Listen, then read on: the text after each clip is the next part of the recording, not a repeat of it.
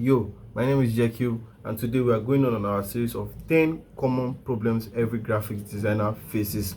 And today we'll just be looking at two, and next week we'll continue on the series. Now, one of the problems that you face as a graphics designer is called vague client briefs.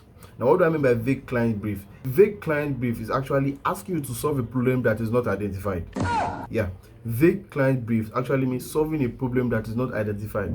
How does that happen? It is one thing to know a problem and it's another thing to solve the problem. But when you are asked to solve a problem that is not identified, that is crazy. Example is make it pop, make it visible, or when you do it, or when I see it, I will know, or when you've done it, I will see it, or when you have get it, I know, or when you do it to my taste, I will see it. No, that's crazy, because you're supposed to identify what I'm supposed to correct in the design. It is true, I'm a designer. My job is to make a very good design. But if my design is not suitable for you, you have the right to correct it.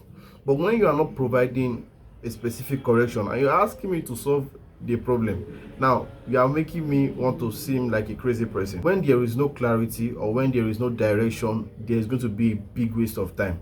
So how do you solve this problem? Three things. Number one, present a questionnaire. Ask questions. You're actually offering a service to a human being, not a robot and not a spirit. Even if it's a spirit, you ask a question. So number one is you ask question. Number two, you provide samples. Provide samples. Even though you ask questions, still provide samples. So when you provide samples, it gives them more of an edge to tell you what they want. And three, do a 15 minutes call. You are not actually collecting work from someone that you cannot talk to. Call the person. And even if you are collecting, let's say you are getting a job from a foreign client that does not speak English, there are translators that you can use to, like, how in the first, how do you get a job? Yeah, how do you land the job? You use translators and other stuff. So number one is ask questions. Number two is provide samples or ask for samples. And number three is to place a call. Number two problem is endless vision. That one is crazy.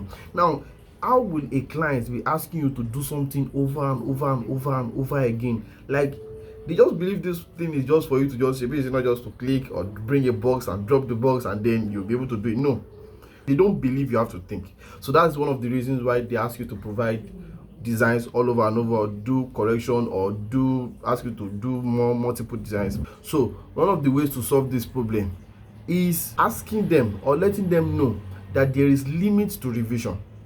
One of the problems as a graphic designer is that most of us are eager when we get gigs. You know, before you get gigs, you know it is. So when you get a gig, you are actually eager. So you forget these basic things. You must let them know that there is limit to their revision. It has a limit, and anything outside that limit, they will have to pay extra money. So when you do that, you have actually provided a solution to that problem. So they know that if they exceed this amount of revision, they are going to be adding more to the money.